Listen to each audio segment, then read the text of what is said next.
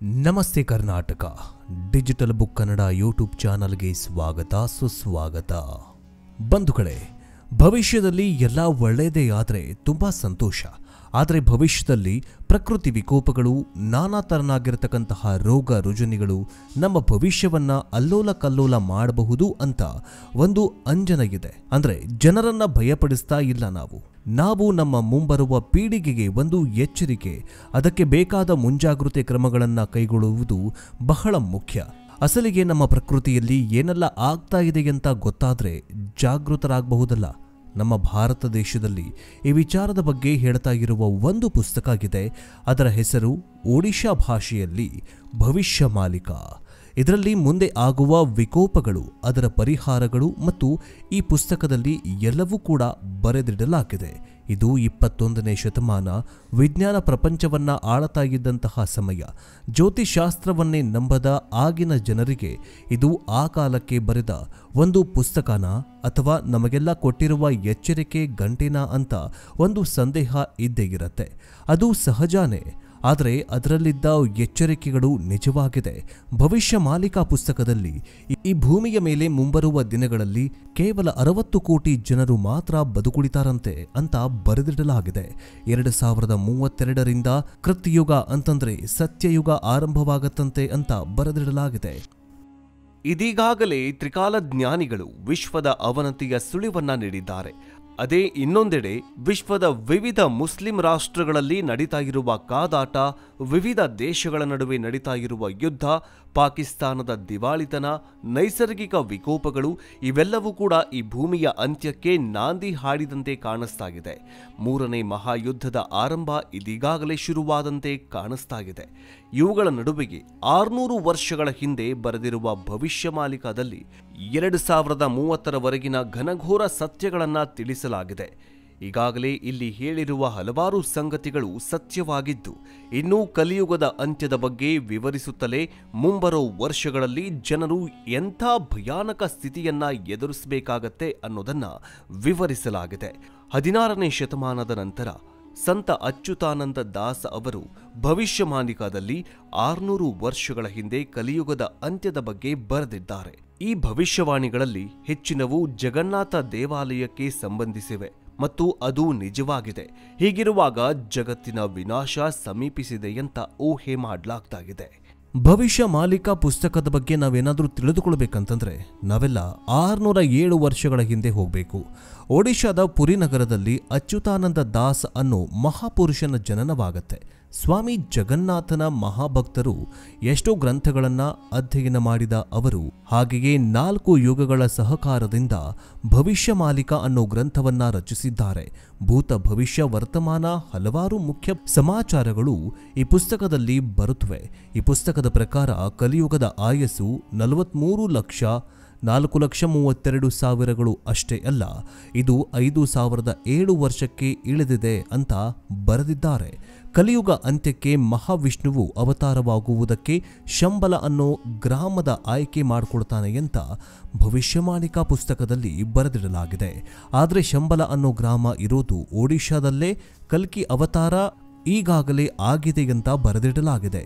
ಪುರಿ ರಾಜವಂಶಸ್ಥರಾದ ಪುರುಷೋತ್ತರಾಮರಾಯರಾದ ಮೇಲೆ ಅವರ ವಾರಸುದಾರರು ಇರುವುದಿಲ್ಲ ಎಂದು ಹಾಗೂ ಒಬ್ಬ ಮಹಿಳೆ ಇರುತ್ತಾಳೆ ಅಂತ ಭವಿಷ್ಯ ಮಾಲಿಕಾ ಪುಸ್ತಕದಲ್ಲಿ ಬರೆದಿದ್ದಾರಂತೆ. ಆದರೆ ಇದು ನಿಜಾನ ಅಂತ ನೋಡಿದ್ರೆ ಪ್ರಸ್ತುತ ಒಡಿಶಾ ರಾಜಮನೆತನದ ರಾಜ ದೇವ್ಸಿಂಗ್ಗೆ ಒಬ್ಬಳು ಮಗಳು. ಈ ಭವಿಷ್ಯ ಮಾಲಿಕಾ ಪುಸ್ತಕದ ಪ್ರಕಾರ ಈ ಭವಿಷ್ಯ ನಿಜವಾಗಿದೆ. ಇನ್ನು ಮಾಲಿಕಾ ಪುಸ್ತಕದ ಪ್ರಕಾರ ಕಲಿಯುಗದ ಅಂತ್ಯ ಆರಂಭ ಒಡಿಶಾ ಕೊನೆಯ ರಾಜ ಆಗುವುದಕ್ಕೂ ಮುಂಚೆಯೇ ಆರಂಭವಾಗತ್ತೆ ಅಂತ ಹೇಳಿದ್ದಾರೆ. ಅಂದ್ರೆ ಒಡಿಶಾದ ರಾಜ ಜೀವಂತವಾಗಿ ಇರುವಾಗಲೇ ಕೃತಯುಗ ಆರಂಭವಾಗತ್ತೆ ಅಂತ ಬರೆದಿಡಲಾಗಿದೆ. ಈಗ ನಾವು ಭಾವಿಸಬಹುದು, ಶನಿಗ್ರಹ ಮೀನರಾಶಿಯನ್ನ ಪ್ರವೇಶ ಮಾಡಿದಾಗ ಯುಗಾಂತ್ಯದ ಪ್ರಕ್ರಿಯೆ ಪ್ರಾರಂಭವಾಗುತ್ತೆ ಅಂತ ಈ ಪುಸ್ತಕದಲ್ಲಿ ಬರೆದಿಡಲಾಗಿದೆ. ಪುಸ್ತಕದ ಪ್ರಕಾರ ಪ್ರಕ್ರಿಯೆ 2025-26ರಿಂದ ಶುರುವಾಗತ್ತಂತೆ. ಪುರಿ ಜಗನ್ನಾಥ ದೇವಸ್ಥಾನದಲ್ಲಿ ರಕ್ತ ಚೆಲ್ಲುವ ಜೋರಾಗಿ ಬೀಸುವ ಬಿರುಗಾಳಿಯಿಂದಾಗಿ ಶಿಖರದ ಮೇಲಿನ ಸುದರ್ಶನ ಚಕ್ರ ಬಾಗುವುದಾಗಿಯೂ ದೇವಸ್ಥಾನದ ಗೋಪುರದ ಕಲ್ಲುಗಳು ಉರುಳುವುದಾಗಿಯೂ ಕೂಡ ಹೇಳಿದ್ದಾರೆ.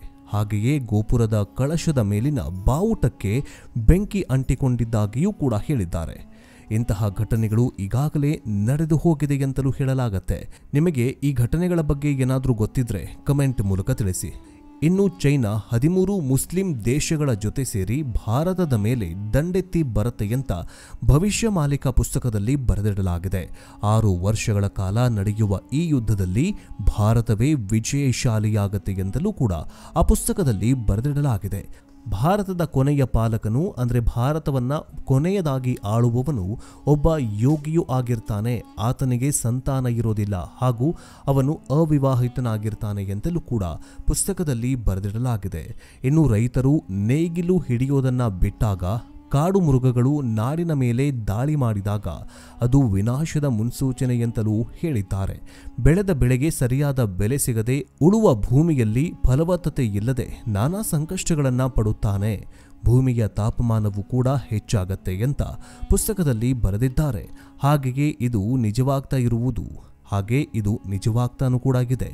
ಹೌದು, ಭವಿಷ್ಯ ಮಾಲಿಕ ಪ್ರಕಾರ ವಿಪತ್ತು ಈಗಾಗಲೇ ಶುರುವಾದಂತೆ ಕಾಣಿಸ್ತಾಗಿದೆ. 2025 ಜೂನ್ ತಿಂಗಳಲ್ಲಿ ಉತ್ತರಾಂಚಲದ ಒಂದು ಬಾಣ ಪ್ರಯೋಗದಿಂದ 6 ಕೋಟಿ ಜನ ಸಾವನ್ನಪ್ಪುತ್ತಾರೆ. ರೋಗ ರುಜಿನಗಳು ಮತ್ತೆ ಬರುತ್ತವೆ ಅಂತ ಹೇಳಲಾಗಿದೆ. ಅಂದರೆ ಇದು ನಿಜಾನ? ಭವಿಷ್ಯ ಮಾಲಿಕ ಪ್ರಕಾರ ಆಲೋಚನೆ ಮಾಡಿದರೆ ಉತ್ತರ ಅಂಚಲ ಅಂತಂದರೆ ಚೈನಾ ದೇಶ ಅದು ನ್ಯೂಕ್ಲಿಯರ್ ಮಿಸೈಲ್ ಅನ್ನ ಪ್ರಯೋಗ ಮಾಡತ್ತೆ. ಅದು ದಿಲ್ಲಿಯವರೆಗೂ ಸೇರಿ ವಿಸ್ಫೋಟವನ್ನೇ ಉಂಟು ಮಾಡತ್ತೆ ಅಂತ ಈ ಪುಸ್ತಕದಲ್ಲಿ ಬರೆದಿಡಲಾಗಿದೆ. ಈ ಸ್ಫೋಟದಿಂದ ಸಾಯುವ ಜನರಿಗಿಂತ ಆ ರೇಡಿಯೇಷನ್ ಇಂದ ಮುಂದೆ ಜನರು ಇನ್ನೂ ಕೂಡ ಸಾಯುವುದಕ್ಕೆ ಹೋಗ್ತಾರೆ. ಮುಂದೆ ರೇಡಿಯೇಷನ್ ಇಂದ ಜನರು ಸಾಯ್ತಾ ಹೋಗ್ತಾರೆ ಅಂತ ಹೇಳಲಾಗಿದೆ. ಈಗಿನ ಪರಿಸ್ಥಿತಿಗೆ ನಾವು ಯೋಚನೆ ಮಾಡಿ ನೋಡಿದ್ರೆ ಇದು ಆಗಲೂ ಕೂಡ ಬಹುದು ಅಂತಾನೆ ಹೇಳಬಹುದು. ಇನ್ನು ಮೆಕ್ಕಾ ಮದೀನಾದಲ್ಲಿ ಒಂದು ದೊಡ್ಡ ಯುದ್ಧವೇ ನಡೆದು ಅದರಿಂದ ಭಾರಿ ನಷ್ಟ ಆಗತ್ತೆ ಅಂತಲೂ ಕೂಡ ಭವಿಷ್ಯ ಮಾಲಿಕ ಪುಸ್ತಕದಲ್ಲಿ ಬರೆದಿಡಲಾಗಿದೆ. ಪುರಿ ಜಗನ್ನಾಥ ದೇವಾಲಯದ ವಿಗ್ರಹ ಅಪವಿತ್ರಗೊಳ್ಳತ್ತೆ ಅಂತಲೂ ಅಲ್ಲಿ ಭಾರಿ ತೂಫಾನ್ ಬಿರುಗಾಳಿ ಬಂದು ಪ್ರಕೃತಿ ವಿಪ್ಲವ ಅಂದರೆ ಪ್ರಳಯ ಶುರುವಾಗತ್ತೆ ಅಂತಲೂ ಹೇಳಿದ್ದಾರೆ. ಆಕಾಶದಲ್ಲಿ 2 ಸೂರ್ಯರು ಗೋಚರಿಸಿದಂತೆ ಕಾಣಿಸುತ್ತೆ.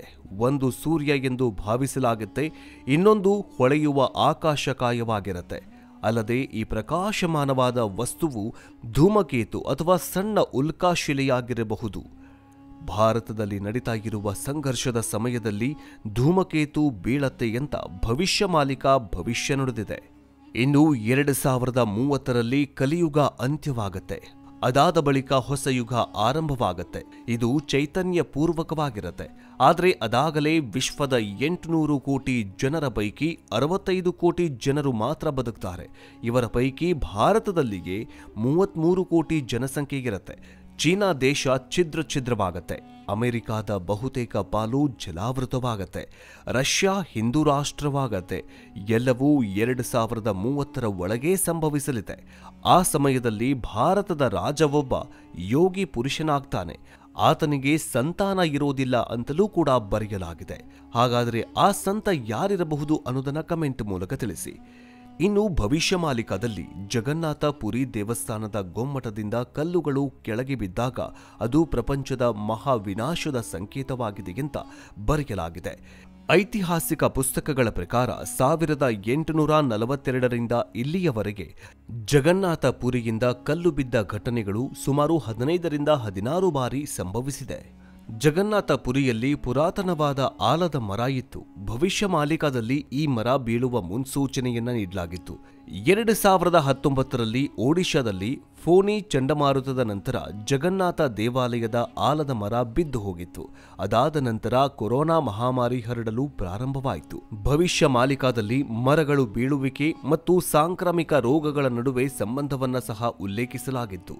ಮುಂಬರುವ ವರ್ಷಗಳಲ್ಲಿ ಇದಕ್ಕಿಂತಲೂ ಭೀಕರವಾದ ರೋಗ ಹರಡಲಿದೆ. ಇದು ಕೊರೋನಾಕ್ಕಿಂತಲೂ ಭೀಕರವಾಗಿರಲಿದೆ ಅಂತ ಪುಸ್ತಕದಲ್ಲಿ ಉಲ್ಲೇಖ ಮಾಡಲಾಗಿದೆ. ಈಗಾಗಲೇ ನೀವು ಕೂಡ ಗಮನಿಸ್ತಾಗಿರಬಹುದು, ಚೀನಾದಲ್ಲಿ ಮತ್ತೊಂದು ವೈರಸ್ ಸ್ಫೋಟಗೊಂಡಿದೆ. ಈಗ ಹೊಸ ವರ್ಷದ ನಂತರ ಚೀನಾದಲ್ಲಿ ಕೊರೋನಾ ವೈರಸ್ ಮಾದರಿಯ HMPV ಸೋಂಕು ಹರಡಿ ಭಾರೀ ಆತಂಕ ಹುಟ್ಟು ಹಾಕಿದೆ. ಇತ್ತ ಜಪಾನ್ ಮತ್ತು ಹಾಂಗ್ಕಾಂಗ್ ದೇಶಗಳಲ್ಲೂ ಇದೇ ಸೋಂಕಿನ ವೈರಸ್ ಭಾರೀ ಪ್ರಮಾಣದಲ್ಲಿ ವ್ಯಾಪಿಸಿರುವ ಸುದ್ದಿ ಹೊರಬಿದ್ದಿದೆ. ಜಪಾನ್ ಬ್ರಾಡ್ಕಾಸ್ಟಿಂಗ್ ಕಾರ್ಪೊರೇಟ್ ಮಾಧ್ಯಮದ ವರದಿಯ ಪ್ರಕಾರ 2150ರವರೆಗೆ ಒಂದು ವಾರದಲ್ಲಿ 94,259 ಜನರು ಸೋಂಕಿಗೆ ತುತ್ತಾಗಿದ್ದಾರಂತೆ. ಪ್ರಸ್ತುತ ಜಪಾನ್ನಲ್ಲಿರುವ ಸೋಂಕಿಗೆ ತುತ್ತಾದವರ ಸಂಖ್ಯೆ 7,18,000 ತಲುಪಿದೆ. HMPV ಅಥವಾ ಹ್ಯೂಮನ್ ಮೆಟಾನಿಮೋವೈರಸ್ ಅಂತರ್ಥ ಉಸಿರಾಟದ ಸಮಸ್ಯೆಗೆ ಕಾರಣವಾಗಿರುವ ವೈರಸ್ ಇದು ಎಲ್ಲಾ ವಯೋಮಿತಿಯವರಲ್ಲೂ ಕಾಣಿಸಿಕೊಳ್ಳಬಹುದು. ಹೆಚ್ಚಾಗಿ ಮಕ್ಕಳು ಮತ್ತು ವೃದ್ಧರು ಹಾಗೂ ರೋಗ ನಿರೋಧಕ ಶಕ್ತಿ ಇರದವರಿಗೆ ಇದು ಬಾಧಿಸುತ್ತೆ. 20 ವರ್ಷಗಳ ಹಿಂದೆ ಮೊದಲ ಬಾರಿಗೆ ಇದು ಕಾಣಿಸಿಕೊಂಡಿತ್ತು. ಕೆಮ್ಮುವಾಗ ಅಥವಾ ಸೀನುವಾಗ ಹೊರಬರುವ ಕಣಗಳಿಂದ ಈ ಸೋಂಕು ಹರಡುತ್ತೆ. ಸೋಂಕಿತರ ಸಂಪರ್ಕಕ್ಕೆ ಬರುವುದರಿಂದ ಹಾಗೂ ಕಲುಷಿತ ವಾತಾವರಣಕ್ಕೆ HMPV ಸೋಂಕು ಹರಡತ್ತಂತೆ. ಇದರ ಲಕ್ಷಣಗಳೇನೆಂದರೆ ಕೆಮ್ಮು, ಶೀತ, ಜ್ವರ, ಗಂಟಲು ನೋವು, ಉಬ್ಬಸ, ಉಸಿರಾಟದಲ್ಲಿ ತೊಂದರೆ ಸೇರಿದಂತೆ ಕೊರೋನಾದ ಸಾಮ್ಯ ಲಕ್ಷಣಗಳು ಅಂದರೆ ಸೇಮ್ ಟು ಸೇಮ್ ಲಕ್ಷಣಗಳು HMPV ಸೋಂಕಿಗೆ ಕಂಡುಬರತ್ತಂತೆ. ಇನ್ನು ಮುನ್ನೆಚ್ಚರಿಕೆ ಏನಂತಂದ್ರೆ ಮಾಸ್ಕ್ ಧರಿಸುವುದು, ನೆಗಡಿ, ಕೆಮ್ಮು, ಜ್ವರ ಇರದಂತೆ ಕಾಪಾಡಿಕೊಳ್ಳೋದು, ವೈದ್ಯರ ಬಳಿ ಹೋಗೋದು ಅಂತ ಹೇಳಲಾಗಿದೆ. ಇನ್ನು ಕಳೆದ ಬಾರಿ ದೇಶದಲ್ಲಿ ಕೋವಿಡ್ ಮಾದರಿಯ HMPV ಸೋಂಕು ಸ್ಫೋಟವಾಗಿರುವ ವರದಿಯನ್ನ ಚೀನಾ ತಳ್ಳಿಹಾಕಿದ್ದು, ಕಳೆದ ವರ್ಷ ಚಳಿಗಾಲದಲ್ಲಿ ಹೋಲಿಸಿದ್ರೆ ಈ ಬಾರಿ ವರದಿಯಾಗಿರುವ ಉಸಿರಾಟ ಸಂಬಂಧಿ ಸಮಸ್ಯೆಗಳು ಕಡಿಮೆ ತೀವ್ರತೆಯನ್ನ ಪಡೆದುಕೊಂಡಿವೆ ಅಂತ ಚೀನಾ ಮತ್ತೆ ಮೋಸದಾಟವನ್ನ ಶುರು ಮಾಡಿದೆ. ಚೀನಾಗೆ ಪ್ರಯಾಣ ಮಾಡುವುದು ಸುರಕ್ಷಿತ ಅಂತ ಹೇಳಿದೆ. ಸ್ಕಿ ಜಿಂಗ್ಪಿಂಗ್ ಸರ್ಕಾರದ ವಿದೇಶಾಂಗ ವಕ್ತಾರರೊಬ್ಬರು ಈ ತರ ಹೇಳಿದ್ದಾರೆ. ಆದ್ರೆ ಚೀನಾ ಮಾತ್ರ ಮತ್ತೆ ಹೊಸ ವೈರಸ್ ಅನ್ನ ಸ್ಫೋಟ ಮಾಡಿ ವಿಶ್ವಕ್ಕೆ ಮತ್ತೆ ಮೋಸದಾಟವನ್ನ ಮಾಡ್ತಾ ಇದೆಯಾ ಅನ್ನುವಂತಹ ಪ್ರಶ್ನೆ ಮೂಡ್ತಾ ಇದೆ. ನಿನ್ನೆ ಮೊನ್ನೆವರೆಗೂ ಚೀನಾದಲ್ಲಿ ಮಾತ್ರ ಈ ವೈರಸ್ ಇತ್ತು, ಆದರೆ ಈಗ ಜಪಾನ್ನಲ್ಲೂ ಕೂಡ ಈ ವೈರಸ್ ಸ್ಫೋಟಗೊಂಡಿದೆ. HMPV ವೈರಸ್ ಇದು ಕೂಡ ಕೊರೋನಾದಂತೆಯೇ ಮಾರಕವಾಗಿದ್ದು ಮತ್ತೆ ವಿಶ್ವಕ್ಕೆ ಲಾಕ್ಡೌನ್ ಹೇರುವಂತಹ ಪರಿಸ್ಥಿತಿ ನಿರ್ಮಾಣವಾಗುತ್ತಾ ಅನ್ನುವಂತಹ ಭಯ ಎಲ್ಲರನ್ನ ಕಾಡ್ತಾಗಿದೆ. ಕೊರೋನಾದ ಬಗ್ಗೆಯೂ ಕೂಡ ಈ ಒಂದು ಭವಿಷ್ಯಮಾಲಿಕ ಪುಸ್ತಕದಲ್ಲಿ ಬರೆದಿಡಲಾಗಿತ್ತು. ಜೊತೆಗೆ ಈಗ 2ನೇ ಬಾರಿ ಸ್ಫೋಟಗೊಂಡಿರುವ HMPV ವೈರಸ್ ಬಗ್ಗೆಯೂ ಕೂಡ ಇದೇ ಭವಿಷ್ಯವಾಣಿಯಲ್ಲಿ ಬರೆದಿಡಲಾಗಿದೆ. ಇನ್ನು ಪುರಿ ಜಗನ್ನಾಥ ದೇವಾಲಯದ ಬಗ್ಗೆ ಹೇಳೋದಾದ್ರೆ, ಇತರೆ ದೇವಾಲಯಗಳಿಂದ ವಿಭಿನ್ನವಾಗಿದೆ ಈ ಪುರಿ ಜಗನ್ನಾಥ ದೇವಾಲಯ. ಈ ದೇವಾಲಯದ ಗೊಮ್ಮಟದ ಮೇಲೆ ಯಾವುದೇ ಪಕ್ಷಿ ಕುಳಿತುಕೊಳ್ಳೋದಿಲ್ಲ ಅಥವಾ ಯಾವುದೇ ವಿಮಾನ, ಹೆಲಿಕಾಪ್ಟರ್ ಅದರ ಮೇಲೆ ಹಾರಾಡೋದಿಲ್ಲ.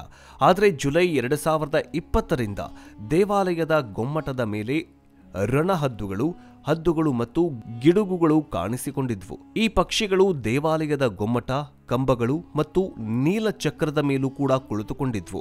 ಇಂಥ ಪರಿಸ್ಥಿತಿಯಲ್ಲಿ ಪ್ರಪಂಚದ ಮಹಾನ್ ವಿನಾಶದ ಮುನ್ಸೂಚನೆಯು ಮತ್ತೊಮ್ಮೆ ಚರ್ಚೆಗೆ ಬಂದಿತ್ತು. ಭವಿಷ್ಯ ಮಾಲಿಕೆಯ ಪ್ರಕಾರ ಕಲಿಯುಗದ ಅಂತ್ಯವು ಸಮೀಪವಾದಾಗ ಚಂಡಮಾರುತದಿಂದ ಜಗನ್ನಾಥ ದೇವಾಲಯದ ನೀಲಚಕ್ರ ಅಂದರೆ ಸುದರ್ಶನ ಚಕ್ರ ಬಾಗತ್ತೆ. ಮೇ 2019ರಲ್ಲಿ ಫನಿ ಚಂಡಮಾರುತದಿಂದಾಗಿ ಈ ದೈತ್ಯ ಚಕ್ರವು ವಕ್ರವಾಗಿತ್ತು. ಅಂದಿನಿಂದ ಪ್ರಪಂಚದಾದ್ಯಂತ ಮಹಾವಿನಾಶದ ಸಮಯ ಬಂದಿದೆ ಅಂತ ಹೇಳಲಾಗತ್ತೆ. 2019 ಡಿಸೆಂಬರ್ನಲ್ಲಿ ಕೊರೋನಾ ಮಹಾಮಾರಿ ಹಬ್ಬತ್ತೆ. 2020ರಲ್ಲಿ ಸಾಲು ಚಂಡಮಾರುತಗಳು ಬರುತ್ತೆ. 2021ರಿಂದ ಮಹಾವಿನಾಶಕಾರಿ ಮಳೆ ಸುರಿಯುತ್ತೆ. ಈ ಮಹಾವಿನಾಶಕಾರಿ ಮಳೆಯಿಂದಾಗಿ ಪ್ರವಾಹ ಪರಿಸ್ಥಿತಿ ನಿರ್ಮಾಣವಾಗುತ್ತೆ. ಈ ಪ್ರವಾಹ ಪರಿಸ್ಥಿತಿಯಿಂದಾಗಿ ಬೆಟ್ಟ ಗುಡ್ಡಗಳು ಕುಸಿಯುವುದಕ್ಕೆ ಶುರುವಾಗುತ್ತೆ, ಭೂಕಂಪ ಶುರುವಾಗುತ್ತೆ, ಜ್ವಾಲಾಮುಖಿ ಸ್ಫೋಟಗೊಳ್ಳುತ್ತೆ. ಹೀಗೆ ಸಾಲು ಪ್ರಕೃತಿ ವಿಕೋಪಗಳು ಒಂದು ಕಡೆ ಮನುಷ್ಯನನ್ನ ಮಸನಕ್ಕೆ ಸೇರಿಸ್ತಾ ಇದ್ರೆ, ಇತ್ತ 2019ರಲ್ಲಿ ಪುರಿ ಜಗನ್ನಾಥ ದೇವಾಲಯದ ಸುದರ್ಶನ ಚಕ್ರ ಯಾವಾಗ ವಾಲುಕೊಳ್ಳುತ್ತೋ ಆ ಸಮಯದಲ್ಲಿ 2019ರಿಂದ ವಿಶ್ವದಲ್ಲಿ ಅತಿ ಭಯಾನಕ ಯುದ್ಧಗಳು ಕೂಡ ಸ್ಫೋಟಗೊಳ್ಳುತ್ತೆ. ಇತ್ತ ರಷ್ಯಾ ಉಕ್ರೇನ್ ಯುದ್ಧ ಆಗಿರಬಹುದು, ಇರಾನ್ ಇಸ್ರೇಲ್ ಯುದ್ಧ ಆಗಿರಬಹುದು, ಇಸ್ರೇಲ್ ಲೆಬನಾನ್ ಯುದ್ಧ ಆಗಿರಬಹುದು. ಹೀಗೆ ಮಧ್ಯಪ್ರಾಚ್ಯ ಈಗ ರಕ್ತದೋಕುಳಿಯಿಂದ ಆಡ್ತಾಗಿದೆ. ಇವೆಲ್ಲವೂ ಕೂಡ 2019ರ ನಂತರ ಶುರುವಾಗಿತ್ತು. ಅಂದರೆ ಭವಿಷ್ಯ ಮಾಲಿಕೆಯಲ್ಲಿ ಬರೆದಿರುವಂತಹ ಭವಿಷ್ಯವಾಣಿಗಳು ನಿಜವಾಗ್ತಾ ಇದ್ದಾವ ಅನ್ನುವಂತಹ ಪ್ರಶ್ನೆ ಎಲ್ಲರನ್ನ ಕಾಡತ್ತೆ. ಇನ್ನು 2019ರಲ್ಲಿ ವಾಲಿದಂತಹ ಸುದರ್ಶನ ಚಕ್ರವನ್ನ ಸರಿಪಡಿಸೋದಕ್ಕೆ ಅಲ್ಲಿನ ಆಡಳಿತ ಮಂಡಳಿ ಮುಂದಾಗತ್ತೆ. ಆದರೂ ಅದು ಆಗೋದಿಲ್ಲ. ಇದು ಮುಂದಿನ ವಿನಾಶದ ಸೂಚನೆ ಅಂತ ಹೇಳಲಾಗಿದೆ. ಇನ್ನು ಮುಂಬರೋ 8 ವರ್ಷಗಳ ಒಳಗಾಗಿ ಸಂಪೂರ್ಣ ವಿಶ್ವವು ಬಹು ದೊಡ್ಡ ಭಯಾನಕ ಆಪತ್ತಿನ ಸಂಘರ್ಷ ಮಾಡುವ ಸಮಯ ಎದುರಾಗತ್ತೆ ಅಂತ ಭವಿಷ್ಯ ಮಾಲಿಕಾ ಪುಸ್ತಕದಲ್ಲಿ ಬರೆದಿಡಲಾಗಿದೆ. 1. ತೃತೀಯ ವಿಶ್ವಯುದ್ಧ, ಅನ್ನ ಸಂಕಟ, ವಾಯು ಪ್ರಳಯ, ಜಲಪ್ರಳಯ, ಅಗ್ನಿ ಪ್ರಳಯ, ಭೂಕಂಪ, ಪೌಷ್ಟಿಕತೆ ಅಂದರೆ ಬರಪೀಡಿತ, ಆಹಾರ ಕೊರತೆ, ಗುರುತಿಸಲಾಗದಂತಹ ರೋಗ ಮಹಾಮಾರಿ ವಕ್ಕರಿಸಿಕೊಳ್ಳುತ್ತೆ ಅಂತ ಹೇಳಲಾಗಿದೆ.